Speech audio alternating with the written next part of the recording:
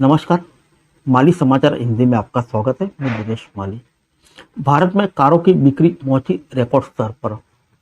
त्योहारों के कारण हुई बड़ी तेजी। आइए जानते हैं विस्तार से। अक्टूबर महीने में देश में यात्री वाहन पीवी की बिक्री रिकॉर्ड ऊंचाई पर पहुंच गई।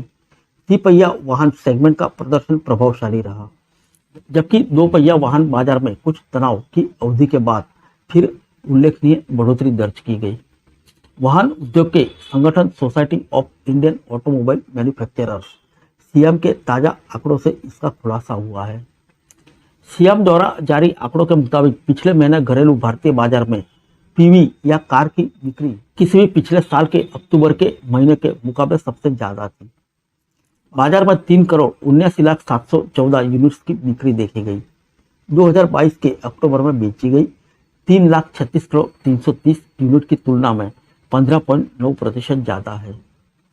थ्री व्हीलर सेगमेंट प्रदर्शन 2022 के अक्टूबर के बेचे गए 54,154 यूनिट्स की तुलना में 76,940 यूनिट की बिक्री के साथ और मजबूत था। 42.1% का उछाल है।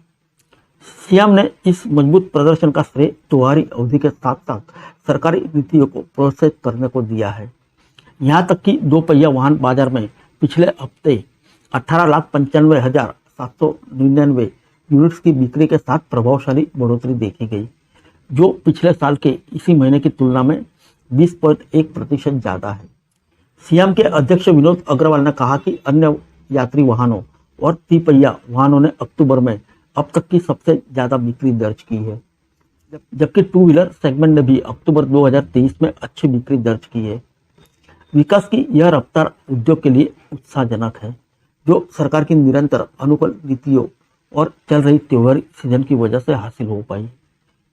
जब भी सभी वाहन सेगमेंट पीवी वाणिज्यिक वाहन, 2 और 3 पहिया वाहनों की बिक्री के आंकड़े को देखे तो जोड़ा जाता है कि 23,14,197 का आंकड़ा 2022 के अक्टूबर में बेचे गए सभी वाहनों की 19,23,721 यूनिट से एक बड़ी छलांग को दर्शाता है।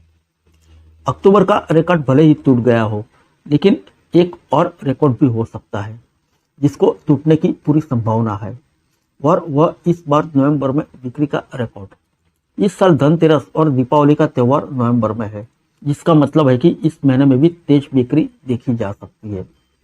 पीवीसी और दो पहिया सेगमेंट में कई नए मॉडल लॉन्च के साथ ही उत्पादन और सप्लाई चेन से जुड़े मुद्दों को आसान बनाना भारतीय ऑटोमोटिव परिदृश्य के एक बूस्टर खुराक की भूमिका निभा रहा है।